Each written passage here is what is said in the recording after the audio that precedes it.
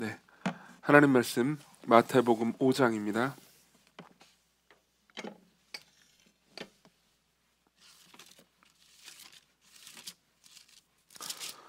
마태복음 5장 1절부터 5절 제가 봉독해 드리도록 하겠습니다. 마태복음 5장 1절부터 5절입니다. 하나님의 말씀을 들으십시오.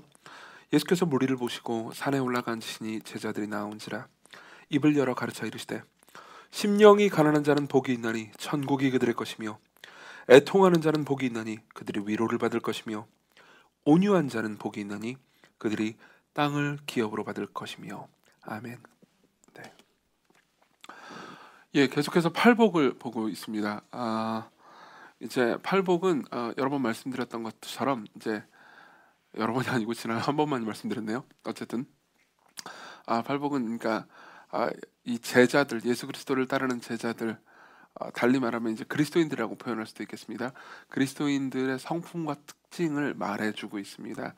그러니까 다시 말하면 하나님 나라의 백성들은 다 이런 특징들, 팔복에서 말하는 심령이 가난하고 애통하고 온유하고 의에 줄이고 목마르고 그리고 긍휼히 여기며 마음이 청결하고 화평하게 하는 자들, 그리고 그 결과로 말미암아서 이제 의를 위해서 핍박받는 그런 특성들을 가지고 있습니다. 제가 첫 번째 시간에 그러니까 천국 백성, 하나님 나라 백성은 어떻게 되느냐라는 문제를 이야기를 했죠. 뭐 노래에도 나와 있습니다. 돈으로도 못 가요 하나님 나라. 뭐 들어보신 적 있죠? 예. 아마 교회를 오래 다니신 분들은 아마 그런 노래 들어보신 적 있을 겁니다. 돈으로도 못 가요 하나님 나라. 그다음 뭐였더라? 하여튼 뭐 그 다음에 결국은 거듭나야 가는 나라, 하나님 나라라는 이제 가사가 있잖아요. 맞습니다. 거듭나야 가는 거죠. 그러면 이제 거듭남에 대해서 이렇게 이야기를 할 때 정말 많은 사람들이 저한테 물어보는 것 중에 하나, 내가 거듭난지 어떻게 할 수 있습니까? 라고 물어봅니다. 팔복을 보시면 합니다. 물론 이제 이 팔복의 특성들은 제가 지난주에 말씀드린 것처럼 8가지 종류의 사람들을 의미하는 게 아닙니다. 그리스도인들은 다 이런 특성들을 나타냅니다. 서서히 나타나는 특성 혹은 열매이기도 합니다. 그렇기 때문에 당장 나는 전혀 온유한 것 같지 않은데 그러면서 이제 좌절할 필요는 없습니다. 그렇지만 여러분들이 계속해서 하나님의 말씀을 듣고 있고 그리고 복음을 통해서, 그러니까 여러분들 안에서 하나님께서 심어주신 생명이 자라가고 있다면 여러분들은 이 가르침들, 이 특성들, 이 성품들에 대해서 서서히 깨달을 뿐만 아니라 사모하게 되고 그리고 변해가고 있는 자기를 보게 될 겁니다. 그런 의미에서 이제 오늘은 온유하다라는 말, 특히 5절에 나와 있는 온유한 자는 복이 있나니 그들이 땅을 기업으로 받을 것이며 라는 말이 무슨 의미인지 설명을 해드리겠습니다. 그래서 이제 이런 순서대로 말씀을 드리겠습니다. 첫 번째로는요, 온유함이라는 게, 여기서 말하는 게 온유함이라는 게 무엇을 의미하는가, 그리고 두 번째로 온유한 자들이 받을 보상은 무엇인가, 여기서 땅을 기업으로 얻는다고 그랬잖아요. 그렇죠? 그러니까 이게 무슨 의미인가, 그리고 마지막으로 어떻게 우리가 이 보상을 받아 누리는가, 이렇게 세 가지로 말씀을 드리겠습니다. 온유함이란 무엇인가, 그리고 온유한 사람들이 받을 복이 무엇인가, 그리고 어떻게 이 보상을 받아 누리는가. 자, 하나씩 보죠. 지난주에 제가 말씀드렸던 것처럼, 그러니까 이제 이 팔복은 일종의 순서에도 의미가 있습니다. 우리가 이제 이미 보았던 것처럼 심령에 가난한 사람이 결국은 이제 심령의 가난함 때문에 애통하게 된다라는 것을 말씀을 드렸죠. 이걸 좀 이제 이해하기 위해서 이 온유한 자가 복이 있다라는 말이 이제 어떤 배경인지를 말씀드릴 필요가 있습니다. 이 배경을 이해하면은 이제 앞에 두 복과 이 복이 어떻게 연결되는지를 볼 수가 있습니다. 5절에 온유한 자는 복이 있나니 그들이 땅을 기업으로 받을 것이며 라는 말은 예수님께서 하신 말씀이기도 하지만 예수님께서 구약 성경을 인용하신 말씀이기도 합니다. 이 말씀은 시편 37편 11절을 인용한 말씀입니다. 제가 읽어드릴게요. 그러나 온유한 자들은 땅을 차지하며 풍성한 화평으로 즐거워하리로다 라는 말씀이 있어요. 이 말씀을 이제 듣는 사람들은 다 알았을 겁니다. 듣는 사람들, 특히 이제 시편에 익숙한 사람들, 그때 당시 시편으로 이제 찬송가처럼 노래를 불렀으니까는 이 가사 같은 경우에는 제가 아까 말했던 돈으로도 못 가요라는 그런 가사 우리 다 알잖아요. 그런 것처럼 이제 시편의 가사가 되게 익숙했죠. 그런 의미에서 시편을 계속 우리가 노래로 부를 필요가 있습니다. 누가 작곡 좀 해주세요. 근데 어쨌든 그런 의미에서 이제 듣는 사람들은 이게 지금 예수님께서 시편 37편, 뭐 37이라는 숫자는 생각 안 했겠지만 이 말씀을 인용하고 있구나라고 생각을 다 했을 겁니다. 그러면은 이 시편 37편이 무슨 내용이냐? 이제 전체 내용은 나중에 집에 가서 여러분들이 한번 읽어보십시오. 혹은 지금 집에 계시니까 집에서 읽어보세요. 시편 37편은 이런 내용입니다. 그러니까 어떤 악한 사람이 있어요. 그리고 그 악한 사람을 보면서 우리가 분노하거나 괴로워합니다. 근데 그런 사람들에게 하나님께서 하시는 말씀입니다. 시편 37편은 이렇게 말합니다. 1절에 보면요. 악을 행하는 자들 때문에 불평하지 말며 불의를 행하는 자들을 시기하지 말지어다. 악을 행하는 자들 때문에 불평하지 말며 불의를 행하는 자들을 시기하지 말지어다. 이렇게 얘기합니다. 시인은 뭐 아마 다윗일 확률이 있지만 시인이 누군지는 우리는 정확히 모르지만 어쨌든 시인은 지금 뭔가 삶을 살면서, 여러분도 마찬가지 아닙니까? 삶을 살면서 무언가 악을 행하는 사람을 보았습니다. 그리고 그것 때문에 이제 불평과 분노와 혹은 이 시기심과 고통이 일었죠. 그리고 나서 이제 그 가운데 하나님께서 그런 사람들을 어떻게 대하시는지, 그리고 우리가 누구인지 깨닫게 하시면서 결국은 이제 그런 자들에 대해서 어떤 태도를 가져야 되는지에 대해서 노래를 하고 있습니다. 그게 37편의 내용이에요. 그러면서 이제 11절에 이렇게 이야기를 하는 거죠. 온유한 자들은 땅을 차지할 거다. 이렇게 얘기하는 겁니다. 온유한 자들은 땅을 차지할 거다. 쉽게 말하면 온유라는 이 성품 있잖아요. 이 성품은 예수께서 이 온유라는 성품을 말씀하실 때는 이 성품은 주로 어떤 성품을 의미하냐면 세상의 악을 보았을 때, 그리고 악한 자들이 악한 일을 저지르는 것을 보았을 때, 혹은 내가 당했을 때 그리스도인들이 나타내는 성품, 그리스도인들 안에서 자라나는 성품이 바로 온유입니다. 왜 그리스도인들만이 이런 온유라는 성품을 가질 수 있는지에 대해서 말씀드리겠습니다. 보십시오. 지난주에도 우리가 봤듯이 그리스도인들은 심령이 가난한 자들입니다. 이건 그리스도인들이 더 뭐 잘났다라는 의미가 아닙니다. 그리스도인들은 자기가 진정 어떤 문제가 있는지 그냥 깨달았을 뿐입니다. 하나님의 은혜로 말미암아서요. 그리스도인들은 삶에서 가난을 경험합니다. 그러니까 뭐 예를 들면 우리가 돈이 없잖아요. 돈이 없으니까 나는 가난해라고 생각을 합니다. 그러면은 이 돈을 채우면, 그러니까 돈을 많이 벌면은 내가 이제 나는 안식하고 부유해질 거라고 생각을 할 수 있죠. 그냥 단순히 뭐 돈만 많아진다고 생각하는 게 아니고 내가 걱정거리가 줄고 편안해질 거라고 생각을 합니다. 그래서 수많은 사람들이 돈을 버는 거잖아요. 여러분들이 돈을 버는 목적과 의미를 한번 생각해 보십시오. 왜 여러분들은 돈을 법니까? 뭐 우리 교회 중에서 그러니까 돈을 안 벌어도 먹고 살 수 있는 사람들은 극히 드물지만 어쨌든 간에 그런 사람이라 하더라도 뭔가 돈을 더 가지게 되면 내가 좀 더 편안하고 안식하게 될 수 있을 거라고 생각해서 돈을 벌 겁니다. 그래서 돈을 법니다. 그러면 돈을 벌면은 그 문제가 해결되느냐? 그렇지 않습니다. 그렇지 않다라는 걸 알게 돼요. 혹은 돈을 버는 것 자체도 힘들다라는 것을 알게 되죠. 그러니까 뭔가 내가 가지고 있는 가난이 단순히 돈 문제가 아니라는 것을 알게 됩니다. 삶을 살면서요, 관계적인 문제가 생깁니다. 그리고 그 관계적인 문제에 대해서 나름 뭐 여러 가지를 찾죠. 뭐 제가 지난주에 말씀드린 것처럼 뭐 자기계발서라도 보게 됩니다. 근데 그 문제가 그렇게 간단한 문제가 아니라는 것을 알게 됩니다. 혹은 뭐 여러 가지 뭐 정서적인 문제, 혹은 뭐 여러 가지 삶에서의 철학적인 문제, 이런 문제에 있어서 우리는 지혜가 없고 그 문제에 대해서 빈곤하다는 걸 느낍니다. 그리고 채우려고 여러 가지 노력을 합니다. 돈을 열심히 벌기도 하고요. 그리고 인간관계를 맺으려고 노력을 해보기도 하고요. 그리고 자기계발서를 열심히 읽기도 합니다. 그래서 수많은 일들을 합니다. 그렇지만 우리는 그 모든 과정 가운데서요, 결국은 이런 것들로는 채워질 수 없는 종류의 가난이 있다는 것을 알게 됩니다. 인간 안에 궁극적인 문제가 있다는 것을 알게 됩니다.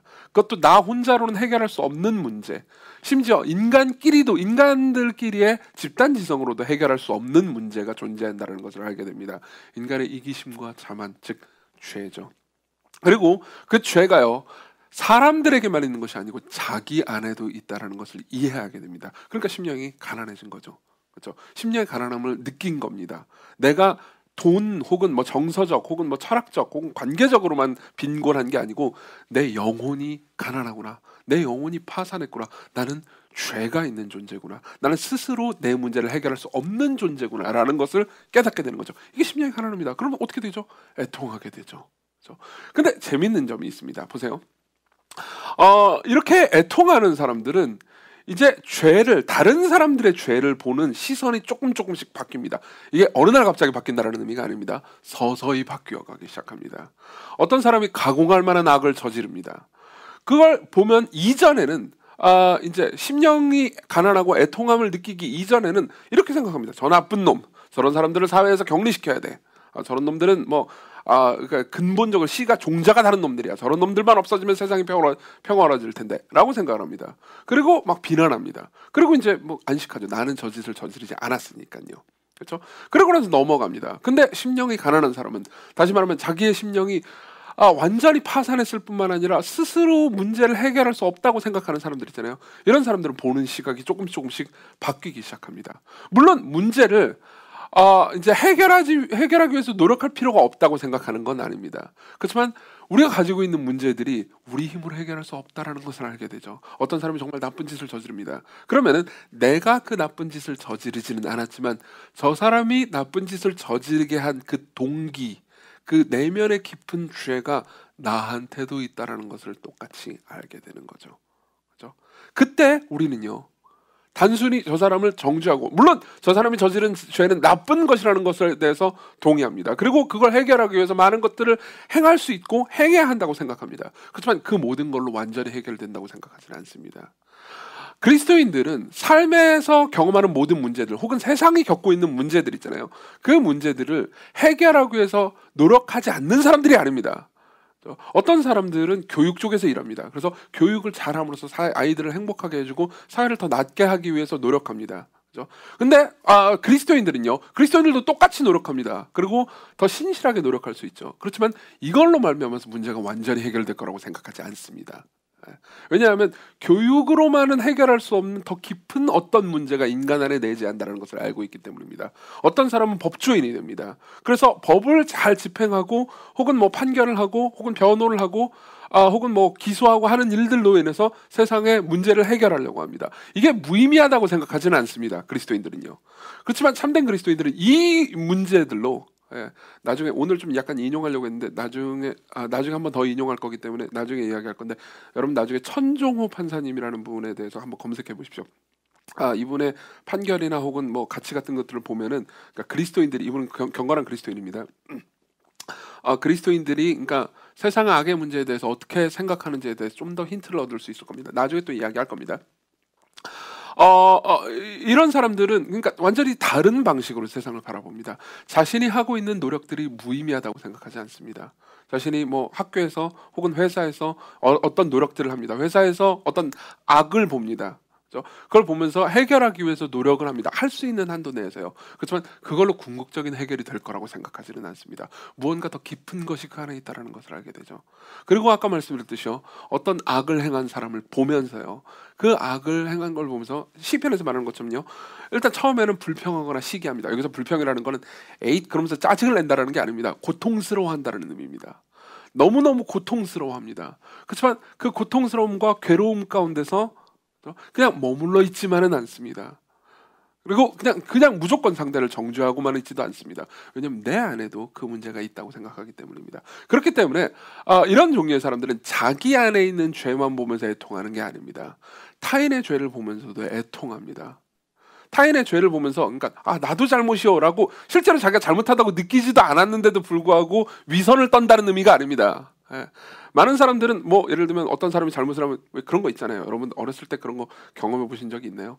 이렇게 집단주의 사회를 겪은 사람들은 다 이걸 경험한 적이 있습니다. 뭐 군대나 혹은 학교에서, 저 같은 경우는 어렸을 때 학교 혹은 군대에서 뭐 학생 중에 한 명이 뭐 잘못했어요. 그러면 너희들이 서로 챙겨주지 않았기 때문이다, 전부 다 엎드려, 이런 거 경험해 본 적 없나요? 저는 많이 경험했습니다.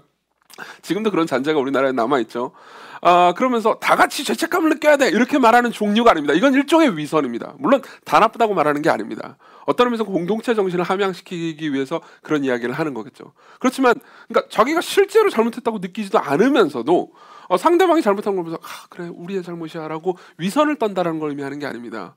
무언가 그 사람 안에 있는 죄, 그 사람이 가지고 있는 죄의 가장 깊은 부분에 있는 자기중심성이 나 안에도 있다라는 것을 깨닫습니다. 그러면서 무작정 정죄만 할 수는 없다라는 것을 알게 됩니다. 물론 저 사람이 저지른 짓을 나는 하지 않았습니다. 그리고 저 사람이 저지른 짓은 가공할 만한 악이기 때문에 정죄되어야 마땅합니다. 그리고 사회적으로, 법적으로, 그리고 마지막 날 하나님의 심판대 앞에서 그 사람은 반드시 책임을 져야 한다고 생각합니다. 정의를 버리는 게 아닙니다. 그렇지만 거기에 비추어서 나를 생각할 때 그래도 나는 괜찮은 사람이라고 생각하지 않습니다. 내 안에도 무슨 문제가 있다고 생각합니다. 내 안에도 저 사람이 저지른 저 가공할 만한 죄를 나도 똑같이 저지를 만한 요인이, 그 문제가 내 안 가장 깊숙한 곳에 있다고 생각을 합니다. 내 안에 지옥이 있다고 생각을 합니다. 그러면서 여기서 구원을 받고자 하죠. 그럼 어떻게 합니까? 상대방을 무작정 정죄할 수 없게 됩니다. 그러면서 오히려 이 땅에서요. 그것이 제한적이라 하더라도 그것이 제한적이라 하더라도 할 수 있는 한 자신이 세상을 더 낫게 만들기 위해서 노력할 수 있는 최선을 다해서 노력을 하려고 하죠. 그럼 어떻게 됩니까? 되게 놀라운 성품이 탄생합니다. 뭐냐면은 타인에게는 굉장히 관대해요. 근데 자기 자신에 대해서는 엄격한 종류의 성품이 탄생하는 겁니다. 이게 온유한 사람이 맺는 열매예요. 이게 온유한 사람이 맺는 열매예요. 타인에게는 엄격하지만 죄송해요. 보통 우리는 타인에게 엄격하죠. 보통 우리는 타인에게 엄격하고 자기 자신에게 되게 관대하잖아요. 근데 반대가 됩니다. 자기 자신에 대해서는 굉장히 엄격합니다. 자기 자신의 죄를 피하려고 노력합니다. 그리고 죄의 본질까지 파헤치려고 합니다. 그렇지만 타인이 죄를 저지를 때는요, 가장 힘을 다해서 좋게 해석해 주려고 노력합니다. 그리고 긍휼히 여겨주려고 하죠. 이런 종류의 성품은요, 단순히 노력한다고 생기는 게 아닙니다. 오히려 성령 하나님의 능력으로 우리의 영혼이 변화돼서 인간 안에 있는 가장 깊은 악을 바라볼 때, 그리고 그걸 우리 스스로 해결할 수 없다고 느낄 때 탄생하는 성품이죠. 실제로 성경은요, 이런 부분에 대해서 몇 번 이야기를 합니다. 예를 들면 한 두 가지 정도만 말씀을 인용해 드리겠습니다. 갈라디아서 6장 1절에 보면 이런 예가 나오죠. 읽어 드리겠습니다. 형제들아, 사람이 무슨 범죄한 일이 드러나거든. 어떤 사람이 있는데 그 사람이 어떤 범죄하는 일을 했어요. 범죄한 일이 드러났어요. 그러면 신령한 너희라는 건 성령을 모시고 있는 너희는, 이런 의미입니다. 온유한 심령으로, 여기 온유가 등장했죠. 그렇죠? 온유한 심정으로 그러한 자를 바로잡고 너 자신을 살펴보아 너도 시험을 받을까 두려워라. 여기에는 두 가지가 있습니다. 그 사람을 바로잡으라고 합니다.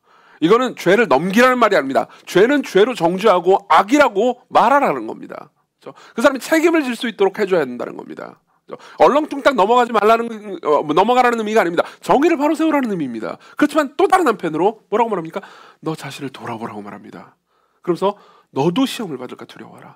너희가 짐을 서로 지라. 그래야 해서 그리스도의 법을 성취하라. 이렇게 말합니다. 짐을 서로 지라는 거죠. 이게 온유라는 성품이 나타나는 열매입니다. 예를 하나 더 들어드리죠. 베드로전서 3장 15절입니다. 너희 마음에 그리스도를 주로 삼아 거룩하게 하고 너희 속에 있는 소망에 관한 이유를 묻는 자에게는, 누군가 우리한테 신앙에 대해서 묻습니다. 안 믿는 사람들이요. 그렇죠? 저 사람들이 우리한테 소망에 관한 이유를 묻는다는 건 우리의 신앙에 대해서 묻는다는 의미와 똑같습니다. 넌 기독교인인데 왜 너희는 이렇지? 라고 누가 묻습니다. 그러면 거기에 대해서 뭐라고 말합니까? 대답할 것을 항상 준비하되 온유와 두려움으로 하라고요. 그렇죠? 이건 이런 의미입니다. 보세요. 기독교인이 아닌 분들, 이 설교를 들으신 분들 중에서도 나는 기독교인이 아니야 라고 생각하는 분들 계실 겁니다. 들어보십시오. 기독교인이 아닌 분들이 저한테 질문을 종종 합니다. 그럼 제 솔직한 심정을 다 말씀드리겠습니다. 기독교인이 아닌 분들이 저한테 질문을 할 때 늘 제가 듣기에 기분 좋은 질문만 하는 건 아닙니다. 그리고 우리 교회 성도들이 저한테 질문을 할 때도 마찬가지입니다. 그러니까 종종 제 입장에서는 예컨대 설교를 듣고 나서 질문을 할 때 있잖아요. 그러면은 이제 아주 공격적인 질문을 하는 경우도 있습니다. 그러니까 목사님의 이런 성경 해석이 옳은가요? 이렇게 얘기하는 거죠. 그럼 이제 속으로 생각하는 거죠. 내가 지금 이 본문을 헬라어와 히브리어 원문으로 분석하고 내가 주석을 몇 개를 봤는데 지금 네가 무슨 주석이라도 거들떠봤다고 나한테 지금 이렇게 도전하는 거지라는 생각이 불쑥 올라옵니다. 그죠? 그러면 이제 우리는 생각할 수 있죠. 너 임마 네가 뭐라고 임마 목사의 권위에 도전, 이렇게 말할 수 있습니다. 근데 그거는요, 그러니까 자기 자신, 그러니까 목사로서요, 자기 자신이 누구인지 모르고 있는 겁니다. 내가 어떤 성경 구절을 깨달았다는 것은, 성경 구절을 이해했다는 것은요, 내가 주석을 열심히 보고 히브리어 헬라어 실력을 가졌기 때문이 아닙니다. 나는 무지하고 사실 아무것도 할 자격이 없는데도 불구하고 하나님께서 나를 긍휼히 여겨주셔서 말씀의 일부라도 빛을 비추셔서 깨닫게 해주셨죠. 그럼 그걸 깨닫지 못한 사람은요, 그 사람은 나보다 더 나쁜 사람이고 게으른 사람이고 문제 있는 사람이라서 그런 건가요? 아니요, 그렇지 않습니다. 저 사람이나 나나 다를 것 없이 죄인입니다. 그럼 어떻게 되죠? 온유와 두려움으로 대답할 수 있는 거죠. 믿지 않는 분들이 교회에 대해서 막 비난하면서 이야기할 수 있습니다. 다 이해하지 못할 수 있습니다. 그리고 때때로 그 신자들이 거기에 대해서 억울한 마음을 가질 수 있습니다. 근데 그때요, 참된 신자라면요, 그러니까 다시 말하면 심령의 가난함과 애통함이 어떤 것인지 경험해 본 신자라면요, 마음 깊숙한 곳에서 그 사람을 향해서 긍휼함을 느낄 수가 있습니다. 온유하게 대할 수 있는 거죠. 그렇죠? 이건 어디서 탄생합니까? 온유하자 3번 하면 탄생하는 겁니까? 아닙니다. 자기 마음에 안에 있는 가장 깊은 문제와 그 문제를 해결하시는 하나님의 은혜를 이해하게 되면서 서서히 자라가는 성품인 거죠. 예컨대 이렇습니다. 뭐 저 같은 경우를 예로 들죠. 여러분들도 똑같이 적용될 수 있을 겁니다. 저 같은 경우는 종종 이제 이 목사니까요. 그러니까 동료 목회자들이 의 소식에 대해서 듣습니다. 그리고 동료 목회자들이 저지른 죄에 대한 끔찍하고 슬픈 소식도 듣고 있고요. 많이 들었습니다. 근데 보십시오. 제 얘기를 하는 것이 좀 부끄럽긴 하지만 어쨌든 간에 종종 이럴 때가 있습니다. 어떤 목회자가 간음을 했습니다. 그리고 나서 이제 그 소식이 저 귀에 들립니다. 그리고 그 목회자를 제가 아는 사람입니다. 이런 일들은 종종 있었습니다. 그리고 이제 생각을 하는 거죠. 저 인간 저 신대원 다닐 때부터 싹수가 노랬어. 제 신대원 동기 중에 그런 사람이 있다는 의미가 아닙니다. 그러니까 예를 들자면 이렇다는 겁니다. 싹수가 노랬어. 저거 하고 다니는 거 보니까 저럴 줄 알았지. 별로 안 경건했어. 그러니까 그럴 줄 알았지. 저런 놈들이 말이야 목회자 욕을 먹이고 이렇게 생각하는 거죠. 이건 뭘 의미하죠? 이렇게 생각하는 겁니다. 나는 저 사람보다 우월하다. 저 사람이 가지고 있는 문제를 나는 가지고 있지 않다. 근데 실제는 어떻습니까? 자꾸 기도를 인용해서 죄송한데 죄송한 건 아니죠. 제가 이제 아까 기도를 이제 대표 기도를 들으면서 기도한 형제가 종혁 형제가 이제 이런 얘기를 했잖아요. 하나님 우리가 구한 것만 응답해 주신 것이 아니고 구하지 않은 것 응답해 주셨다는 말씀을 했잖아요. 그렇죠? 실제로 그렇습니다. 우리가 살면서 별로 기도를 안 하는데도 불구하고 우리가 가지고 있는 게 되게 많지 않습니까? 그렇죠? 뭐 우리는 보통 이제 왜 하나님께 기도했는데 응답을 안 해주십니까? 라고 말하긴 하지만 솔직히 하나님 입장에서는 야 네가 안 구한 거 훨씬 많이 줬는데? 라고 말하실 만한 입장인 겁니다. 근데 역으로 생각해 봅시다. 저도 음란한 사람입니다. 저도 정욕이 있는 사람입니다. 근데 아직 제 생각엔 이 자리에서 그러니까 목회 사역을 그만둬야 할 정도의 죄를 저지르지는 않았습니다. 물론 제 마음 가운데 가장 깊은 곳에 있는 생각과 행동을 여러분들이 알게 된다면은 제가 심히 부끄러울 만한 생각과 행동을 한 적은 많습니다. 그렇죠? 이렇게 고백하는 이유는 듣고 있는 여러분들도 똑같다는 걸 제가 알고 있기 때문에 말씀드리는 겁니다. 근데 들어보십시오. 근데 저는 그 사람처럼 간음을 하지 않았습니다. 왜요? 제 안에 그 나쁜 죄가 없기 때문이요. 아니요, 그렇지는 않습니다. 그렇지는 않습니다. 하나님께서 저를 긍휼히 여기셨기 때문입니다. 저를 막아주셨기 때문입니다. 그렇죠? 그러면 어떻게 될까요? 이렇게 되는 거죠. 아까 읽었던 갈라디아서 6장 1절 2절을 다시 읽어드리겠습니다. 형제들아 사람이 무슨 범죄한 일이 드러나거든 신령한 너희는 온유한 심령으로 그러한 자를 바로잡고 너 자신을 살펴보아 너도 시험을 받을까 두려워하라. 모든 것이 하나님의 은혜라는 것을 다시 한번 생각하는 거죠. 그렇죠? 이러한 마음을 잘 표현해 준 글이 있습니다. C.S. 루이스는 이런 물론 온유라고 글을 써 있지는 않지만은 C.S. 루이스는 이제 이 악한 사람들을 대할 때 어떻게 대해야 되는지에 대한 그 짧은 에세이에서 이런 이야기를 합니다. 들어보십시오. 조금 길지만 여러분 들어볼 가치가 있습니다. 나 자신의 모습을 가장 선명하게 보는 순간 저는 제가 호감 주는 인간인 건커녕 오히려 아주 추한 인간임을 알게 됩니다. 심령이 가난해지고 애통해진 거죠. 그렇죠? 제가 저지른 어떤 것들은 그야말로 끔찍하고 혐오스럽게 보이기도 합니다. 이와 마찬가지로 우리는 악한 사람들이 저지른 어떤 짓들 또한 혐오하고 미워할 수 있습니다. 그러고 보니 오래전에 기독교의 스승들이 악한 사람의 행위는 미워하되 그 사람 자체는 미워하지 말라고 했던 말이 생각나는군요. 여러분 이런 말 들어봤죠? 이거는 뭐 기독교인들뿐만 아니라 뭐 믿지 않는 사람들도 일반인 분들도 많이 들어보셨을 겁니다. 죄는 미워하되 죄인은 미워하지 말아라. 그렇죠? 그들이 늘 말했듯이 저는 죄는 미워하되 죄인은 미워하지 말라는 것입니다. 오랫동안 저는 이런 구분이 너무 지나쳐서 우습기까지 하다고 생각했습니다. 저도 옛날에 그랬어요. 그게 말이 돼? 어떻게 그 둘을 분리해? 어떻게 어떤 사람의 행위는 미워하면서 그 사람을 미워하지 않을 수 있다는 말입니까? 그죠? 맞아요. 맞습니다. 어떻게 그 둘을 분리합니까? 어떻게 죄는 미워하되 죄인을 안 미워할 수 있습니까? 그건 말이 안 되는 생각이야 라고 생각했습니다. 근데 C.S. 루이스가 뭐라고 말하는지 들어보십시오. 여러분들 저와 같다면 무릎을 치게 될 겁니다. 그러나 몇 년 후 제가 평생 동안 그렇게 대해온 사람이 한 명 있다는 것을 깨닫게 됐습니다. 죄는 미워하되 죄인은 미워하지 않은 그 사람은 바로 저 자신이었습니다. 저는 자신의 비겁함이나 자만심이나 탐욕은 그렇게 싫어하면서도 계속 자신을 사랑해왔습니다. 그것은 조금도 어려운 일이 아니었습니다. 결과적으로 기독교는 잔인한 행동이나 배신 행위에 대한 미움을 티끌만큼이라도 줄이라고 말하는 것이 아닙니다. 그렇죠? 죄를 계속 미워하라고 말하는 겁니다. 그러나 기독교는 그런 일을 미워할 때, 자기 자신에게서 똑같은 것을 발견했을 때와 똑같은 방식으로 미워하라고 합니다. 즉 그 사람이 왜 그런 짓을 저질러야 했을까 안타까워하면서 할 수만 있거든 언제 어디서든 어떤 식으로든 치유되어 그의 인간다움을 되찾기를 바라는 것입니다. 이건 어려운 겁니다. 이건 어려운 겁니다. 여러분 이 마음을 가지는 것이 쉬운 것이라고 말하는 것이 아닙니다. 여러분들 중에서 어떤 사람은요 정말 가공할 만한 폭력을 당한 분들도 계실 겁니다. 삶에서 이런 언어 유희로는 내 고통이 치유되지 않아 라고 부르짖을 만큼 고통스러운 일을 경험하신 분들도 계실 겁니다. 그렇지만 여러분 잘 생각해 보십시오. 여러분들의 고통이요 어떤 의미에서는 여러분들을 사로잡고 있다는 것을 눈치채지 못하셨습니까? 여러분들이 고통이 계속해서 여러분들을 자기 연민에 빠지게 하고 분노하게 하고 그리고 늘 피해의식에 사로잡히게 여러분들을 가두는 감옥이라는 것을 생각하지 못하셨습니까?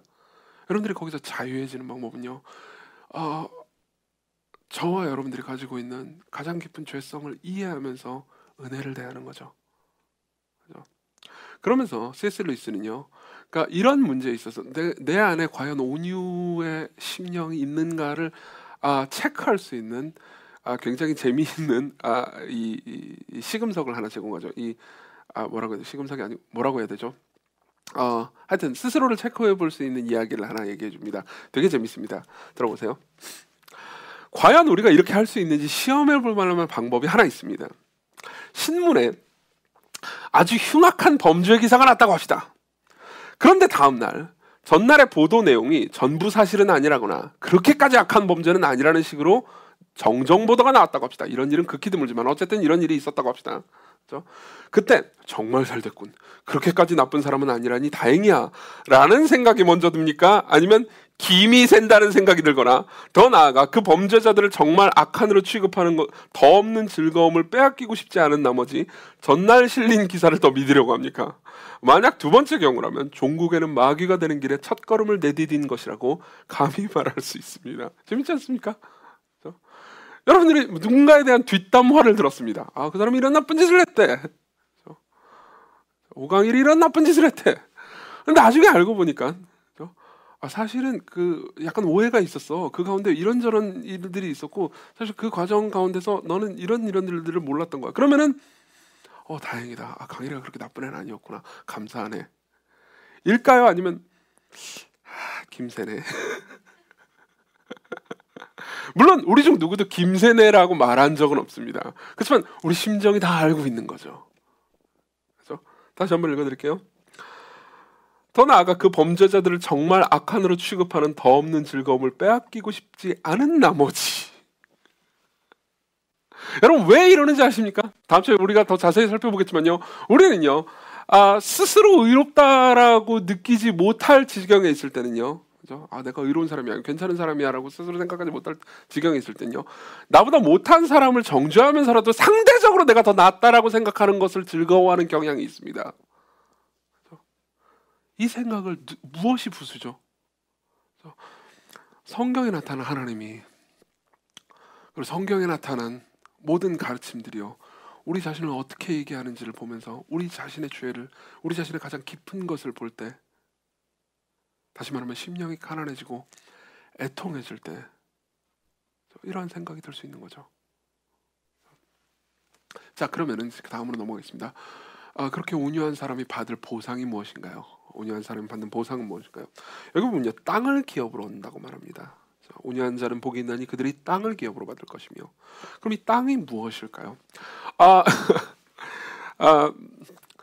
여러분들이 이제 제 설교를 여러 번 들으셨으면 눈치채셨겠지만 분명히 이 땅이 그냥 이 땅이었으면 참 좋겠는데 이정규 저 인간이 이 땅이라고 설교를 할 리는 없을 거야 라고 생각하셨을 수 있습니다. 네, 뭐 여러분들이 맞긴 하지만 어쨌든 그래도 설명을 해드리겠습니다. 보세요. 5절을요 히브리어 원문, 그리스어 원문으로 보면요 이 땅 앞에 정관사가 하나 붙어 있습니다.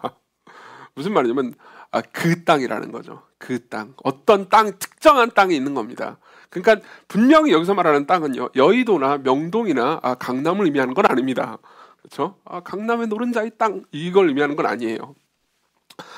그럼 이제 별로 복음처럼 느껴지지 않을 수 있겠지만 계속해서 설명을 해보겠습니다. 여기서 그 땅이라고 이제 이 한 땅은 도대체 뭘까요?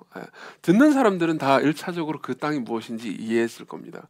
구약 성경을 읽는 사람들은 다 이 땅이 무엇인지 어느 정도 이해합니다. 하나님께서 이 이스라엘 백성들에게 약속하신 땅, 즉 가나안 땅이죠.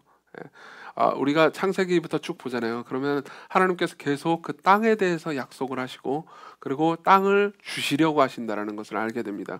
예를 들면 우리는 창세기 12장 1절에 아브라함한테 하나님께서 하신 말씀을 떠올려 볼 수 있죠. 여호와께서 아브라함에게 이르시되 너는 너의 고향과 친척과 아버지의 집을 떠나 내가 너에게 보여줄 땅으로 가라, 이렇게 말하죠. 그렇죠? 그러고 나서 한참 뒤에, 그렇죠? 그들은 이제 애굽으로 갑니다. 애굽에서 종살이를 하게 되죠. 그러고 나서 하나님께서 모세에게 나타나셔서 뭐라고 말씀하십니까? 출애굽기 3장 7절 여호와께서 이르시되 내가 애굽에 있는 내 백성의 고통을 분명히 보고 그들의 감독자로 말미암아 부르짖음을 듣고 그 근심을 알고 내가 내려가서 그들을 애굽인의 손에서 건져내려고 그들을 그 땅에서 인도하여 아름답고 광대한 땅, 젖과 꿀이 흐르는 땅, 곧 가나안 족속, 헷 족속, 아모리 족속, 브리스 족속, 히위 족속, 여부스 족속의 지방에 내려가게 하노라, 이렇게 말합니다. 땅을 계속 약속해요. 여러분들이 구약 성경을 쭉 보잖아요. 그러면 계속해서 하나님께서 땅을 약속해 주시고 이스라엘 백성들은 자기의 죄 때문에 땅을 빼앗기고 그리고 하나님께서 다시 땅을 되찾게 하시고 그럼에도 불구하고 이스라엘 백성들은 또 죄를 지어서 땅을 빼앗기는 이 지루한 반복을 계속해서 보게 될 겁니다. 근데요, 이 모든 구약 성경의 이야기를 1차 청중들은 다 알고 있었기 때문에 이제 예수님께서 그 땅이라고 말했을 때 사람들은 가나안 땅을 생각했을 겁니다. 근데 가나안 땅이라고 이야기할 때 그때 당시 1차 청중들이 생각했던 건 단순히 뭐 여의도나 강남 이런 땅을 의미하는 게 아니었습니다. 가나안 땅이라고 말할 때 구약 성경을 읽고 이해한 사람들은요, 그 땅을 어떻게 생각했냐면 안식처로 이해했습니다. 우리가 살아갈 곳, 그리고 우리가 편안하게 쉴 곳, 걱정하지 않아도 되는 무언가, 우리의 안식. 다시 말하면 땅은요, 안식의 은유였죠. 그렇죠? 예컨대 여러분들이 나는 집이 없어, 지금 전세를 살고 있는데 불안해, 언제 집주인이 나가라고 할지 모르겠어, 너무 괴로워 라고 생각할 때 여러분들이 진짜 원하는 건 뭡니까? 단순히 집입니까? 아니요. 그러니까 더 이상 걱정하지 않아도 됐으면 좋겠다. 더 이상 돈 문제 때문에 쩔쩔매지 않았으면 좋겠다. 난 쉬고 싶다. 안식하고 싶다. 이게 여러분들이 원하는 말입니까? 그렇죠? 그리고 실제로 신약 성경도 그걸 이야기해 줍니다. 왜 그러냐면요. 자, 보세요. 하나님께서 결국은 이제 이 모세와 그리고 지나가서 여호수아를 통해서 그 땅을 주십니다. 여러분들이 여호수아를 자세히 살펴보면요, 결국은 하나님께서 하나님의 은혜로, 그들이 잘했기 때문이 아니고요, 하나님의 은혜로 그 땅을 선물해 주셨다는 것을 볼 수가 있습니다. 근데 이 모든 여호수아와 그 이후의 모든 이야기에 대해서 신약 성경, 특히 히브리서는요, 이 사건에 대해서 이렇게 해석을 해줍니다. 들어보세요. 만일 여호수아가 그들에게 안식을 주었더라면, 그러니까 여호수아가 그들에게 땅을 주긴 했습니다. 그렇지만 여호수아가 그들에게 안식을 주었더라면 그 외 다른 날들을 말씀하지 않으셨으리라. 이 말은 무슨 말이냐면 문맥상 이런 얘기입니다. 여호수아가 땅을 이스라엘 백성들에게 주긴 했다. 그렇지만 그들은 결국 그 땅에서 안식할 수는 없었다, 이거예요. 자, 이거는 그렇게 어려운 개념이 아닙니다. 우리가 삶을 살면서 늘 경험하는 개념이기도 합니다. 여러분들은 무언가 안식을 얻기 위해서 무언가를 차지하려고 합니다. 그게 꼭 물리적 땅은 아닐 수 있습니다. 어떤 자리를 찾고자 합니다. 여러분들이 회사에 들어갑니다. 그러면요, 회사에 들어갈 때 그러니까 내 자리가 없다라는 것을 알게 됩니다. 물론 물리적 자리는 있어요. 컴퓨터도 있고 책상도 있습니다. 그렇지만 내가 그 회사에서 내 입지가 없습니다. 나는 그냥 신입사원일 뿐이에요. 아무것도 아니에요. 그렇죠? 그냥 내가 할 수 있는 모든 기능은 그냥 복사기를 돌리는 것뿐이에요. 심지어 그 복사기를 돌리는 것조차 잘못해가지고 사수한테 혼났어요. 그렇죠? 그럼 나는 어떤 생각이 들죠? 나는 자리가 없다라고 생각합니다. 나는 여기에 의미 있는 존재가 아니라고 생각해요. 그럼 뭘 어떻게 하죠? 노력합니다. 여기서 자리를 찾도록, 성과를 내도록, 무언가를 하도록 힘을 들입니다. 그리고 시간이 지나서 무언가 자리를 잡은 것 같은 느낌이 들 때도요, 결국은 여전히 나는 무언가 자리를 잡았는데도 불구하고 계속해서 자리를 잡아야 한다는 걸 느끼지 않습니까? 그래서 여러분들이 신입사원 때는, 뭐 우리 교회는 거의 대부분이 신입사원이긴 하지만 뭐 기껏해야 대리 정도죠. 과장, 부장, 차장님도 그렇게 많지 않습니다. 뭐 계시긴 계십니다만 어쨌든 그러면 뭐 더 올라가면 뭐 과장급 정도만 올라가도 저 정도로만 일을 해도 혹은 저 정도로만 좀 인정받았는데 괜찮을 텐데 라고 생각할 수 있습니다. 그렇지만요, 나중에 과장님들한테 한번 물어보십시오. 그들도 고민이 있고요. 언제 잘릴지 모릅니다. 그래서 차장을 보면서, 부장을 보면서 저 정도 월급을 받을 수 있다면 이런 식으로 생각합니다. 그렇지만 그들은요, 자신이 월급을 많이 받고 있기 때문에 무언가 구조조정이 일어나면 자기가 제일 빨리 잘릴 것이라는 문제 때문에 두려워합니다. 그렇죠? 예. 사업을 하는 사람들도 마찬가지입니다. 사업을 하는 사람들, 여러분 미생의 유명한 대사 아시죠? 예. 밖은 지옥이라고요. 예. 아는 전쟁터지, 그러니까 회사 아는 전쟁터지, 밖은 지옥이다. 사업을 하는 사람들은요, 뭐 언제 코로나가 닥치고 언제 우리가 예상하지 못한 일이 닥칠지 모릅니다. 우리는 다 무언가를 가지려고 합니다. 심지어 집을 가지려고 하고 물리적 집을 가지기도 하죠. 그렇다고 해서 안식할 수 있을까요? 안식하지 못합니다. 무언가 힘을 다해서 노력해서 안식하려고 하지만 결국은 우리가 잡으려고 했던 그걸 잡잖아요. 그럼 그게 아니었다라는 것을 알게 되죠. 제가 예전에 한번 인용한 적도 있고요. 제가 이제 복음 안에서 발견한 참된 자유 읽으면서 여기에 인용문은 나오는 거기 때문에 여러분들 많이 이 인용문을 아실 겁니다. 이 마돈나의 말이죠. 마돈나는 그러니까 말 그대로 세계 최고의 인기를 누린 가수라고 말해도 됩니다. 그렇죠? 예. 물론 이제 지금의 20대는 잘 모를 수도 있습니다만, 이제 저 때는 이거였어요. 저 때는이라는 게 제가 20대를 의미하는 거죠. 나 아직 젊은 목사인데 왜 나이가 들어 보이지? 어쨌든 마돈나가 뭐라고 말하는지 들어보십시오. 제 삶의 동력은 평범에 대한 두려움으로부터 와요. 이 두려움이 항상 저를 몰아가기 때문이죠. 주문을 걸듯이 이 두려움으로 제 자신을 들볶으면 이내 특별한 인간으로 드러나곤 해요. 그렇죠? 잊혀질까도 두렵습니다. 특히 여성 가수잖아요. 나이가 들면은 아름다움과 인기를 잃을까봐 두려울 수밖에 없죠. 그러면서 스스로를 들볶습니다. 더 열심히 노력해요. 그렇죠? 그러면 이내 특별한 인간으로 드러나죠. 다시 차트 1위를 차지합니다. 하지만 금방 다른 무엇을 하지 않으면 다시 평범하고 시시한 사람으로 느껴지죠. 왜냐하면 차트 1위는요 계속 있을 수가 없거든요. 이미 유명인이 되었지만 여전히 내가 특별한 사람이라는 것을 증명하고 확인해야 해요. 그래야 직성이 풀려요. 이런 제 몸부림은 지금도 계속되고 있어요. 아니 끝이 없을 거예요. 들어보세요. 이러한 상황에서요, 사람들은 이렇게 생각합니다. 땅을 차지하려면, 마돈나 버전으로 하면요, 인기와 명성을 차지하려면요, 여러분들의 버전으로 하면 회사 내에서 어떤 입지를 차지하려면, 혹은 삶에서 내가 의미 있다라는 무언가를 발견하려면요, 우리는 노력하거나 혹은 무언가 차지하고 가져야 한다고 생각합니다. 맞죠? 네. 내가 가지지 못했기 때문에 안식하지 못한다고 생각합니다. 뭔가 더 가지려고 합니다. 할 수 있는 한, 세상에서 법적으로 용납하는 한도 내에선, 그렇죠? 최대한 내가 할 수 있는 한, 그러니까 남들 것을 빼앗을 수 있다면 빼앗아서라도, 그 법적으로 한도 내에서라도요. 한도 내에서요. 그렇죠? 남들 위에 서서라도 바보나 호구가 되지는 말아야 된다는 생각이 들죠. 그러면서 회사 내에서 종종 우리는 이런 일들을 겪지 않습니까? 여러분들이 이번 주에도 그런 일들을 겪었을 겁니다. 누군가는요, 회사에서 열심히 노력했는데 나는 별로 알아주지 못하고 약간 얌체짓을 하는 그 분이, 그렇죠? 그러니까 무언가 인정받기 시작하면은 우리는 이런 식으로 생각합니다. 스스로를 다짐하죠. 그래, 호구가 되면 안 돼. 내가 착하게 살아봤자. 그 이정규 말 듣고 착하게 살아가지고 호구가 됐어. 그러니까 내가 나한테 뭐가 없죠? 땅이 없습니다. 그렇죠? 여기서 말하는 땅은 뭐의 은유인지 아시겠죠? 그냥 땅을 의미하는 게 아닙니다. 자리가 없어요. 입지가 없습니다. 인정이 없습니다. 뭔가 안식할 수 있는 공간이 없는 것 같은 느낌이 듭니다. 그러면서 생각하죠. 호구가 되지 말자. 호구가 되지 말자. 그렇죠? 이때 당시 유대인들도 똑같은 심정이었습니다. 이때 당시 유대인들은요, 결국 땅을 잃어버렸습니다. 그들은 가나안 땅에 존재하긴 했지만 가나안 땅은 그들의 것이 아니었어요. 누구의 것이었죠? 로마였죠. 그들은 생각했습니다. 로마 정권으로부터 우리가 이 땅을 차지하려면, 진정으로 이 땅에서 자유를 누리려면 우리에게는 강한 군대가 필요하다고, 우리에게 힘이 필요하다고, 그리고 메시아가 필요하다고. 그렇죠? 그리고 메시아가 와서 사람들을 끌고 로마로 진격을 하든 로마 정권과 대항하는 무언가, 다윗처럼 강력한 누군가가 와서 우리를 구해주기를 바랐습니다. 그래서 이 땅의 자주권을 되찾고, 그리고 로마를 짓밟아서 결국은 우리가 의미 있는 방식으로 여기서 내 공간, 내 땅, 내 자리, 내 안식, 내 평안을 찾기를 원했던 거죠. 그래서 사람들은 생각했습니다. 그때 당시 사람들은 생각했습니다. 땅을 차지하려면 강해야 한다고. 땅을 차지하려면 힘이 있어야 한다고. 땅을 차지하려면 능력이 있어야 한다고. 땅을 차지하려면 호구 잡히지 말아야 된다고. 그렇죠? 근데 생각해 보세요. 세 번째로 넘어갔습니다. 어떻게 우리가 이 보상을 받는지에 대해서 말씀드리죠.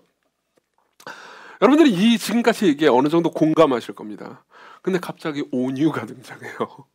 예수께서 온유한 자는 복이 있나니 그들이 땅을 기업으로 받을 것이며 그 땅을 기업으로 받을 것이며 라고 청중들에게 말했을 때, 제자들과 청중들에게 말했을 때, 제자들과 청중들은 아마 이 말을 제대로 이해했다면 경악했을 겁니다. 뭐라고요? 온유한 자가? 연약한 자가?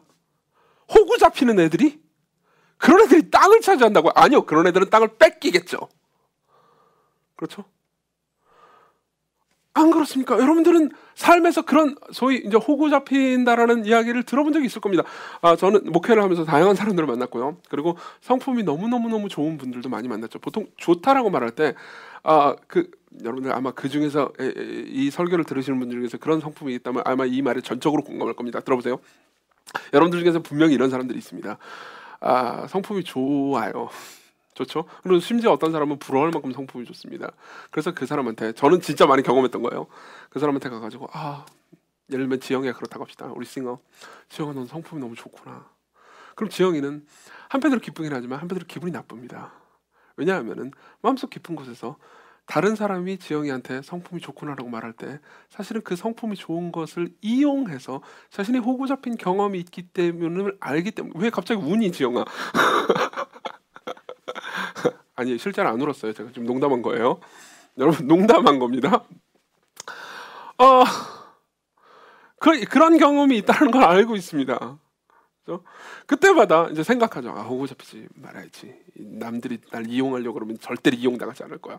근데 마음이 원래 좀 그래요. 원래 좀 이용당하기 쉬운 성격이에요. 모질지가 못해요. 그렇죠? 그래서 다시 또 이용당하는 것 같습니다. 그럼 또 생각하는 거죠. 또 이용당했어. 그리고 생각하죠. 나는 늘 땅을 잃어버린다고요. 땅 따먹기 위해서 나는 맨날 빼앗기는 쪽이었다고요.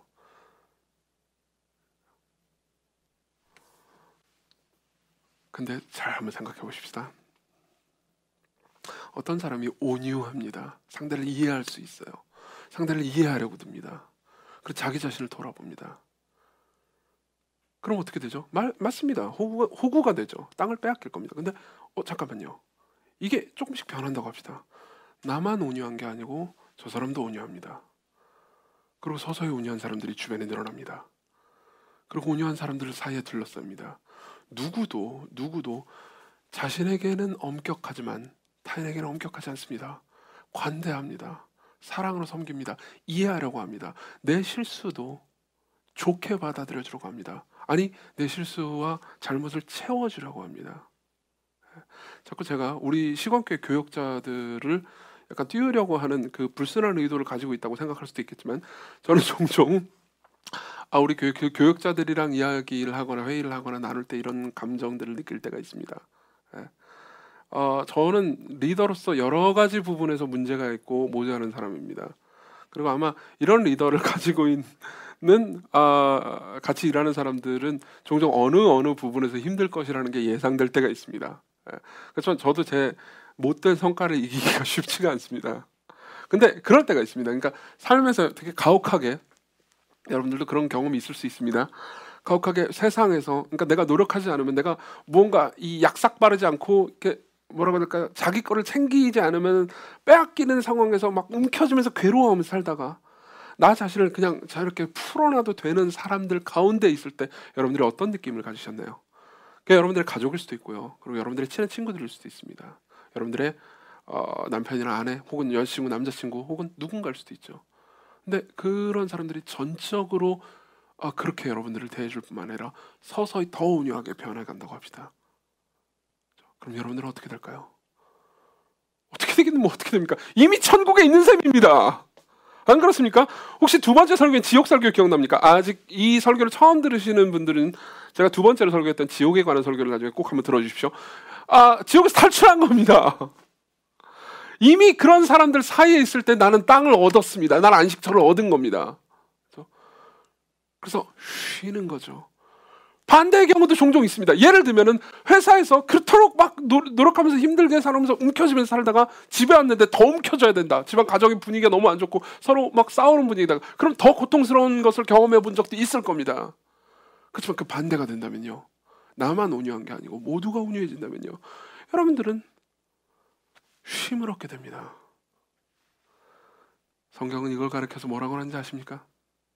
이러한 온유한 사람들이 서로를 사랑하고 섬기는 형태가 궁극적으로 완성된 형태를 가르쳐서 뭐라고 말하는지 아십니까?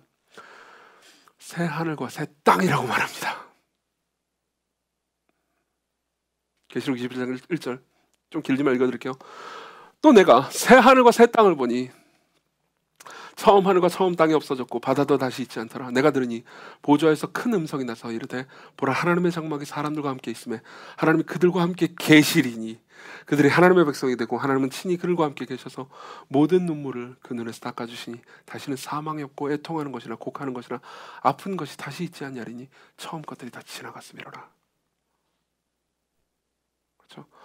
우리는 온유한 사람들을 만납니다. 모두가 서로 온유하게 대하는 것을 봅니다. 모두가 자기가 가진 것을 당연하게 여기지 않습니다. 모두가 감사하게 느낍니다. 모두가 서로의 섬김에 대해서 지극히 감사할 뿐만 아니라 자신이 다른 사람들을 섬기는 것에 대해서 아까워하지 않습니다. 그 자기의 당연한 의무라고 생각하죠. 그렇지만 상대가 나를 섬기는 것에 대해서 내가 받을 권리라고 아무도 생각하지 않습니다. 너무나 깊이 감사해요. 그런 사람들이 서로를 섬깁니다. 어떤 위선이나 가식도 없이요. 우린 땅을 얻은 겁니다. 이게 어떻게 가능했을까요? 이게 어떻게 가능했을까요?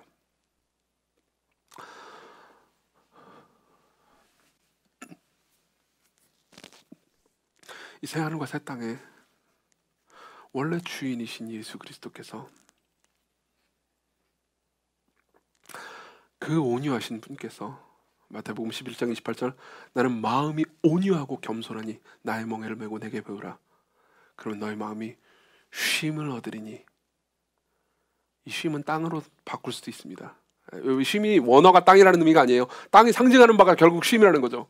그분이 온유하십니다. 들어보세요. 여러분들 아까 이런 생각을 했을 겁니다.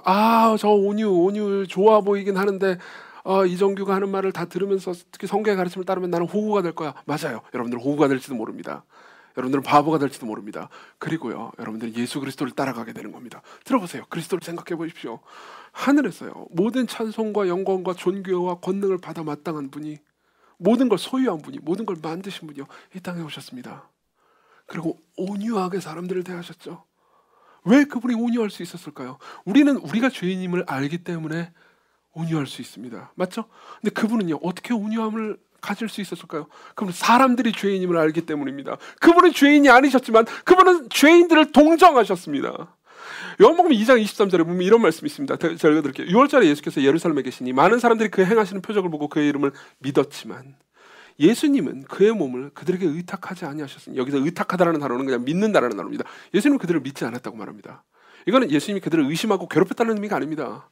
그들을 향해서 그들로부터 무언가를 취하려고 하지 않으셨다는 겁니다. 그러니까 의탁하다라는 말이 더 좋은 번역인 거죠. 이는 친히 모든 사람을 아심이요, 또 사람에 대해서 누구의 증언도 받으실 필요가 없었으니 이는 그가 친히 사람의 속에 있는 것을 아심인데요. 그분은요, 이 땅에 오셨을 때 사람들의 심령이 빈곤하다는 것을 보셨습니다. 그분은 사람들 안에 텅 비어있는 공허를 보셨습니다. 그분은 그런 분이 아니었지만 사람들을 긍휼히 여기셨습니다. 사람들을 불쌍히 여기셨습니다. 사람들을 보면서 우셨습니다. 지난주에 얘기했죠? 그래서 어떻게 하셨습니까? 사람들을 온유함으로 대하셨습니다. 그랬어요. 사람들이 예수님을 어떻게 됐죠? 호구가 됐죠. 예수님은 호구가 되셨습니다. 모든 사람들이 예수님을 버렸습니다. 말 그대로 모든 사람들이요. 제자들도요.